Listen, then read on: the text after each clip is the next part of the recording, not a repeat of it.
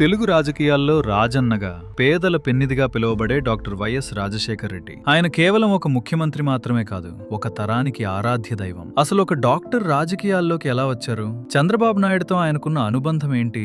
ఆయన మరణం వెనుక ఉన్న విషాదం ఏమిటి? వైఎస్ఆర్ 1949 జూలై 8న ఉమ్మడి కడప జిల్లా జమ్మలమడుగులో జన్మించారు. తండ్రి వైఎస్ రాజారెడ్డి, తల్లి జయమ్మ. వీరికి మొత్తం 5 కుమారులు, ఒక సోదరి. మహదేవప్ప రాంపురే మెడికల్ కాలేజీ, గుల్బర్గా నుంచి MBBS పూర్తి చేశారు. అందుకే ఆయనను అందరూ డాక్టర్ వైఎస్ఆర్ అని పిలుస్తారు. ఆయన బాడీ బిల్డింగ్ పై చాలా ఆసక్తి చూపించేవారు. బాడీ బిల్డింగ్ పోటీల్లో పాల్గొని మిస్టర్ గుల్బర్గా టైటిల్ ను గెలుచుకున్నారు. విద్యార్థి దశలో స్టూడెంట్స్ యూనియన్ ప్రెసిడెంట్ గా పనిచేశారు. వైఎస్ రాజశేఖర్ రెడ్డి, విజయమ్మల వివాహం 1972 ఫిబ్రవరి 2వ తేదీన చాలా ఘనంగా జరిగింది. కొంతకాలం జమ్మలమడుగు మిషన్ హాస్పిటల్లో మెడికల్ ఆఫీసర్ గా సర్వీస్ చేశారు. తండ్రి పేరుతో 70 బెడ్స్ ఉన్న చారిటబుల్ హాస్పిటల్ కూడా నడిపారు. నిజానికి ఆయన ఒక గొప్ప సర్జన్ అవ్వాల్సిందే, కానీ పులివెందుల ఫ్యాక్షన్ రాజకీయాలు, తన తండ్రి ఆశయాలు ఆయన్ను 1978లో రాజకీయాల్లోకి రప్పించాయి. 28 ఏళ్లకే ఎమ్మెల్యే. అక్కడి నుండి ఆయన వెనక్కి తిరిగి చూడలేదు. 1978లో వైఎస్ఆర్ మొదటిసారి అసెంబ్లీలో అడుగుపెట్టారు. విశేషం ఏంటంటే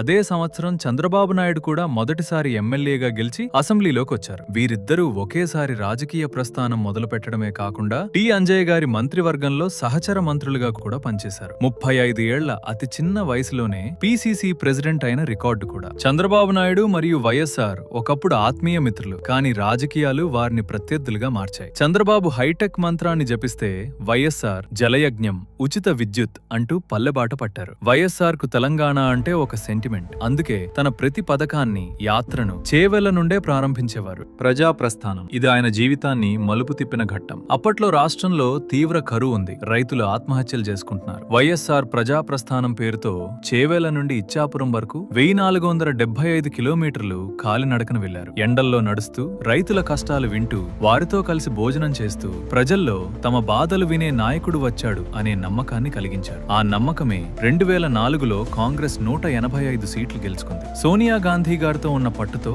సీనియర్లను కాదని ఆయన ముఖ్యమంత్రి అయ్యారు. 30 ఏళ్ల రాజకీయ జీవితంలో 7 సార్లు ఎమ్మెల్యేగా, 4 సార్లు ఎంపీగా పోటీ చేసి ఒక్కసారి కూడా ఓడిపోని ఏకైక నేత. 2004లో ముఖ్యమంత్రిగా ప్రమాణ స్వీకారం చేసిన అదే వేదికపై లక్షలాది మంది ప్రజల సాక్షిగా ఉచిత విద్యుత్ ఫైలుపై సంతకం చేసిన ఏకైక ముఖ్యమంత్రి వైఎస్ఆర్. ఆరోగ్యశ్రీ, పేదవాడికి కార్పొరేట్ వైద్యం, ఫీజు రీయింబర్స్మెంట్, 108 మరియు 104 సర్వీసెస్. ఫోన్ చేయగానే 20 నిమిషాల్లో అంబులెన్స్ వచ్చే వ్యవస్థను అప్పట్లో దేశంలోనే అత్యంత పటిష్టంగా అమలు చేసింది వైఎస్ఆర్ గారే.